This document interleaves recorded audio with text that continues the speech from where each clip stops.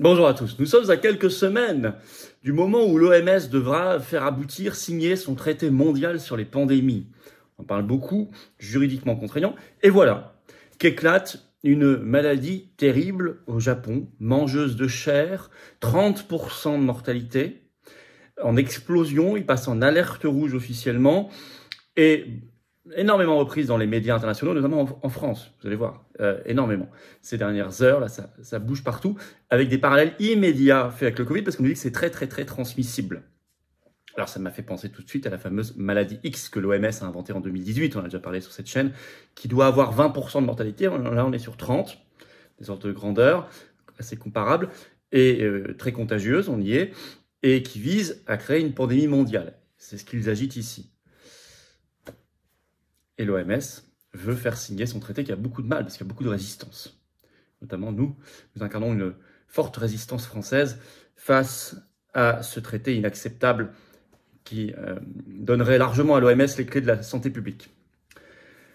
Avec derrière le pass sanitaire mondial, vous le savez. Alors, je vais revenir sur tout ça, je vais vous expliquer ce qui se passe. C'est pas du tout une vidéo alarmiste. Moi, au contraire, je vous dis, n'ayez pas peur. Je vous le dis depuis le début, c'est pas non plus une vidéo médicale, hein, vous le savez. C'est une vidéo surtout pour sonner l'alarme par rapport à ce que veut faire l'OMS, la manière dont certains vont instrumentaliser cette bactérie au Japon. Et donc, il faut savoir tout ça. Merci de partager très massivement. C'est très important, je crois, parce que les choses sont en train de se décider là, en ce moment. Et il faut que les Français soient informés de tout ça. Mais vous ne voyez pas tout ça, là, ce que je vous dis là, vous ne le verrez pas aux 20h ni sur BFM TV. Hein. Bon, donc partagez s'il vous plaît. Merci de vous abonner pour cela, cette chaîne YouTube. Un petit clic sur s'abonner en dessous à la chaîne. Vous êtes abonné, c'est un clic, c'est gratuit pour le faire. Ou pour se réabonner si YouTube vous a désabonné, ce qui arrive malheureusement, vérifiez. Et plus vous êtes abonné à la chaîne, plus les vidéos vont être recommandées, vous le savez.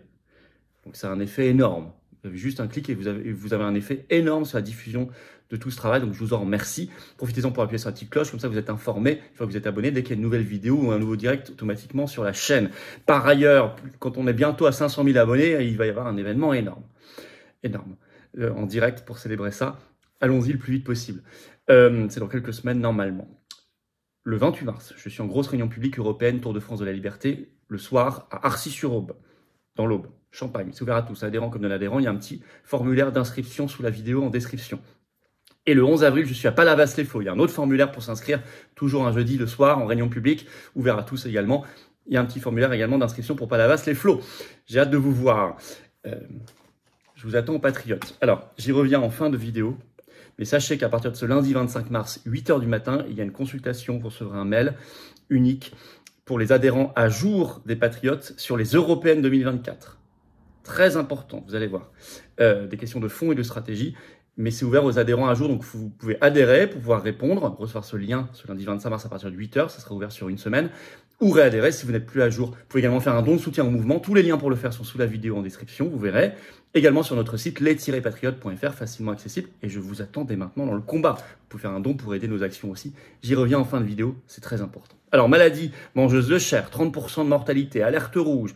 Ça, ce sont des termes officiels. Je vais rentrer dans le détail. Tout ça, pour l'instant, au Japon, même si certains, il y a des articles qui commencent à dire « mais ça va arriver en Europe », etc. Avec des références explicites au Covid-19. Sur tout ça, dans un calendrier très opportun pour l'OMS. Je vous rappelle que nous prenons, nous ici, le fait qu'il faille quitter l'OMS. Avoir, bien sûr, un partage mondial des savoirs en matière scientifique, en matière de médecine, évidemment, mais pas en passant par une organisation dévoyée par l'industrie pharmaceutique et la fondation Bill Gates. Alors, qu'est-ce que c'est que cette maladie mangeuse de chair, comme dit la presse? Alors, la première alerte est venue du journal The Guardian, le 15 mars. Vous voyez, c'est tout récent et pourtant c'est déjà partout. Le Monde, le 20 mars, Le Monde fait un grand article en France. Le titre, la propagation rapide d'une infection bactérienne grave inquiète le Japon.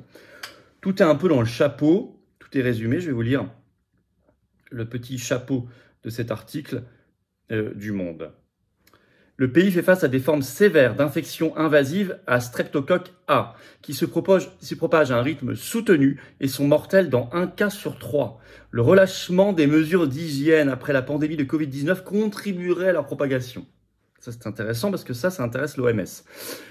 Alors, il y a eu formellement relevé au Japon 422 cas entre le 1er janvier et le 17 mars cette année, alors que sur toute l'année 2023, il y en avait eu 941. Donc, il y a une accélération avec un taux de mortalité qui dépasse 30%, je cite toujours, la situation est d'autant plus sérieuse que les autorités ont découvert à l'été 2023 et pour la première fois au Japon un SGA, streptocoque de groupe A, de la lignée M1 UK, c'est-à-dire souche britannique, la plus fréquente en Europe, plus virulente et plus transmissible. Fin de citation. Cette bactérie, je cite toujours, est parfois surnommée mangeuse de chair. Alors, selon un certain Ken Kikuchi, qui est spécialiste des maladies infectieuses à l'université de médecine de Tokyo, qui est interviewé dans Le Monde, il se dit, je cite, très préoccupé, la transmission se ferait par gouttelettes. Ça ressemble aussi beaucoup à ce qu'on lui disait pour le Covid. Et alors, information statistique, âge et mortalité, je vous cite l'article aussi. Selon les observations du NIID, donc c'est un organisme sanitaire japonais, l'âge médian des patients atteints était de 59 ans pour les souches britanniques et 65 ans pour les souches conventionnelles. La proportion de décès par rapport aux cas déclarés a augmenté chez les moins de 50 ans pour atteindre 30,9% depuis juillet 2023 contre 24,1% en 2019 et 15,4% de janvier à juin 2023. Donc il y a une mortalité plus haute qu'avant. Et c'est plus jeune que le Covid. Hein. Alors, justement, Covid, maladie X. Parce que c'est comparé au Covid, mais en fait, ça ressemble beaucoup à la maladie X, qui est celle qu'attend. Récemment, le patron, en février dernier, le patron de l'OMS nous a dit « Tedros Ghebreyesus, ça n'est pas une question de si, mais de quand. » Donc lui, il est sûr. On dit qu'elle va avoir environ 20% de mortalité, on est sur 30%. Alors, la Provence, 21 mars, fait un article. La flambée, je cite, un des cas d'infection streptococique au Japon fait craindre un scénario de type Covid-19. Les mots sont là. Je vais vous lire le chapeau également de cet article. C'est une bactérie rare, mais c'est surtout sa vitesse de propagation qui inquiète et le fait qu'un scénario de type Covid-19 pourrait de nouveau se produire à travers la planète. Ben voilà. Je lis, elle se transmet au contact d'une personne déjà porteuse et se propage rapidement dans l'organisme. Alors c'est partout dans les médias français, je vais vous faire une petite liste mais c'est pas du tout exhaustif. Rien qu'en 24 heures, article dans 20 minutes, l'inquiétante progression d'une bactérie mangeuse de chair, Sud-Ouest, Le Progrès, Yahoo Actualité, Libération, Doctissimo, qui écrit la propagation d'une infection rare avec 30% de décès inquiète le Japon, l'Aisne Nouvelle, ça se propage à toute allure, 20 minutes toujours, faut-il s'inquiéter, etc. Résultat, sur le plan sanitaire, le Japon est passé en alerte rouge. On le sait par Libération ce 21 mars. Le titre, plusieurs départements, c'est que le Japon est organisé en départements, plusieurs départements de l'archipel nippon passent en alerte rouge face à un nombre record d'infections. C'est le cas pour l'instant de 27 départements sur 47. Avec des inquiétudes sur le mode de transmission. Je vais vous lire un extrait de cet article de Libération. Le streptocoque du groupe A se transmet exclusivement d'homme à homme, par voie aérienne ou par contact direct ou indirect dans l'entourage de patients atteints de lésions cutanées, d'angines ou d'autres lésions des muqueuses, rappelle le Centre national de référence sur le sujet CNR. Il existe encore de nombreux facteurs inconnus concernant les mécanismes à l'origine des formes fulminantes, sévères et soudaines de streptocoque et nous n'en sommes pas au stade où nous pouvons les expliquer, a commenté l'Institut national des maladies infectieuses du Japon. Alors, je cite, la recrudescence de cette maladie au Japon pourrait s'expliquer, écrit Libération, par la levée récente des gestes barrières anti-Covid. Donc il faut les remettre. Et bien justement, l'Express ce 23 mars, le ministère de la Santé au Japon appelle la population à reprendre les gestes sanitaires de base. Gestes barrières et masques. Pour l'instant au Japon. Alors ça tombe bien tout ça pour l'OMS. Hein. Je vous rappelle, il était depuis Dubaï, c'est à Dubaï qu'il a dit ça en février dernier. Le secrétaire général de l'OMS, le numéro 1, Tedros Ghebreyesus, avait, oulala, il y a une chute, c'est pas grave, je reviens, je suis là, avait déclaré que d'ici 15 semaines, il avait besoin de... alors, je vais vous citer exactement. Il avait besoin de l'accord des pays sur le traité mondial sur les pandémies. La prochaine pandémie n'est pas une question de si, mais de quand, a-t-il dit. Il a ajouté, la dernière fois que j'ai dit ça, c'était en 2018, un an avant la pandémie de Covid-19. Il a alors exhorté les États à adopter avant 15 semaines en février, donc il en reste moins de 10, le traité mondial sur les pandémies qui sera juridiquement contraignant. Il doit être signé en mai. Il y a eu un tweet tout récent sur le compte Twitter de l'OMS, en anglais, le 21 mars, je le cite. Les pays plaide pour un monde plus sain et plus sûr, soutenu par un accord sur les pandémies.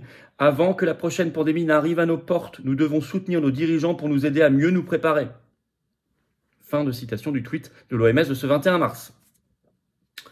Donc on voit qu'on est dans quelque chose qui ressemble à un puzzle. Le Japon, la maladie X, le traité mondial, ce compte à rebours, là, il faut que ce soit signé au mois de mai. Alors, premier réflexe, stopper la peur. Ils veulent diffuser la peur, tous ces articles dans les médias français, etc. Il s'agit d'être lucide et réaliste, il ne s'agit pas de nier les choses, mais il ne faut pas avoir peur. Ça ne sert à rien, de toute façon. Et pas oublier les combats essentiels. Nous devons refuser ce traité mondial sur les pandémies et donc faire pression sur nos parlementaires et faire pression sur tout le peuple français pour qu'il entre en résistance. Donc, merci de partager cette vidéo et nous devons quitter l'OMS. Avoir un autre moyen de partager universellement le savoir médical et scientifique sans tomber dans la dépendance à la corruption, au conflit d'intérêts et au lobby, notamment de la fondation Bill et Melinda Gates et les autres, et de l'industrie pharmaceutique corruptrice. Ça suppose de quitter l'OMS. Merci de partager la vidéo. Pour ça, vous abonner ou réabonner à cette chaîne YouTube en cliquant sur le petit bouton s'abonner en dessous. C'est un clic, c'est gratuit, c'est fait et c'est tellement utile à la diffusion des vidéos. On va toucher des personnes qui vont nous découvrir grâce à votre abonnement à la chaîne. Je vous en remercie et je vous dis bravo. Vous le savez. Vous pouvez adhérer ou faire un don de soutien au mouvement. D'ailleurs, consultation exceptionnelle sur les Européennes 2024 réservée aux adhérents à jour des Patriotes. Donc remettez-vous à jour ou adhérez dès ce lundi 25 mars 8h par un mail unique que vous recevrez avec un lien. Comment on fait pour adhérer? C'est le premier lien sous la vidéo en description. Ce lien est également en commentaire épinglé. Une petite fiche maintenant sur l'écran et dans quelques secondes, un lien sur l'écran. C'est facile. Et faire un don de soutien au mouvement, c'est le deuxième lien sous la vidéo en description. C'est facile aussi. Tous ces liens se retrouvent sur notre site les-patriotes.fr. Par ailleurs, sachant que c'est utile puisqu'on n'a pas les millions, les milliards, les banques, les médias, les réseaux, les oligarques, les copains du système. Donc on ne peut pas faire si vous n'êtes pas là. Et sans vos dons, on ne peut pas faire d'action. On ne peut pas financer les européennes. Avec tout ça, nous pouvons. Et en plus, si vous êtes adhérent, réadhérent, vous êtes mis en relation avec des gens qui pensent comme vous près de chez vous. On vous propose des actions. Si vous êtes donateur, vous financez plus d'affiches, de tracts, d'opérations, de manifestations, d'actions coup de poing, les européennes et tout le reste. Et en plus, tout ça, c'est défiscalisé aux 2/3 de vos impôts. Ça fait baisser concrètement, massivement vos impôts que d'adhérer, réadhérer ou donner, plutôt que de donner au fisc de Macron, qui en fera n'importe quoi contre nos intérêts, contre l'intérêt de la France, nos libertés et la paix. Donc je vous attends, dès maintenant, tardez plus. Que soyez en métropole, outre-mer, à l'étranger, pensons à notre avenir, à nos enfants et aux belles valeurs qu'on défend ensemble. On est présents. Bravo aux donateurs, aux réadhérents, bienvenue aux nouveaux adhérents patriotes et vive la France.